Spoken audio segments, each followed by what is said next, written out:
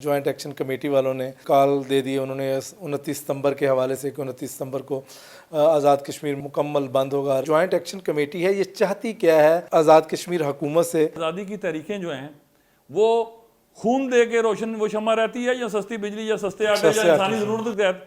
आज मैं ये समझता हूँ कि ये इतना ख़तरनाक नैरेटिव है कि ये तो फिर आपको एक 4,500 मुरबा मील के इलाके तक महदूद करने वाली एक गुफ्तगू है जो कि इसको एक इलाकाई तनाज़ा भी नहीं रहने देगी। हर चीज़ जो है हमें फ्री में चाहिए और चाहिए भी हुकूमत पाकिस्तान से, चूँकि उसकी ज़िम्मेदारी है कि वो ये मुतनाज़ा इलाका है।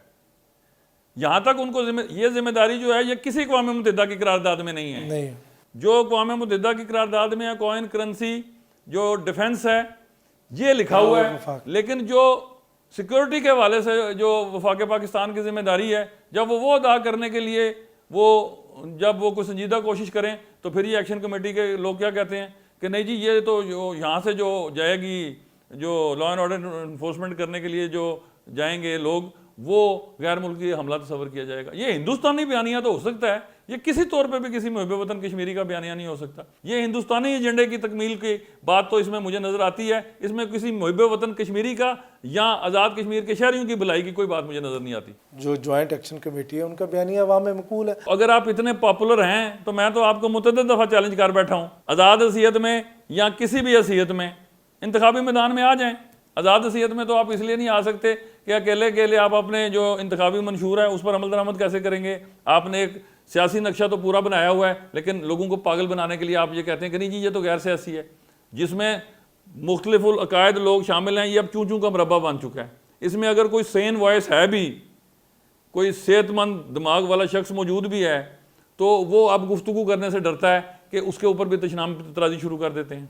आप ये कहेंगे जी बड़ा पॉपुलर नैरेटिव है, चूँकि 8-10 हज़ार तिम्बर के डंडे लेकर ये मुज़फ़्फ़राबाद पर हमलावर होकर जलाओ गिराओ की गुफ्तगू करके सरकारी अमलाक को नुकसान पहुँचा के लॉ इन्फोर्समेंट एजेंसीज़ के लोगों की टांगे बाजू तोड़ के ये समझते हैं कि ये बड़ा पॉपुलर नैरेटिव है, तो रियासत जहाँ माँ है रियासत वहाँ हज्जाज बिन यूसुफ भी है। आप ये कौन सा नैरेटिव दे रहे हैं कि हमारी पुरअमन तहरीक है?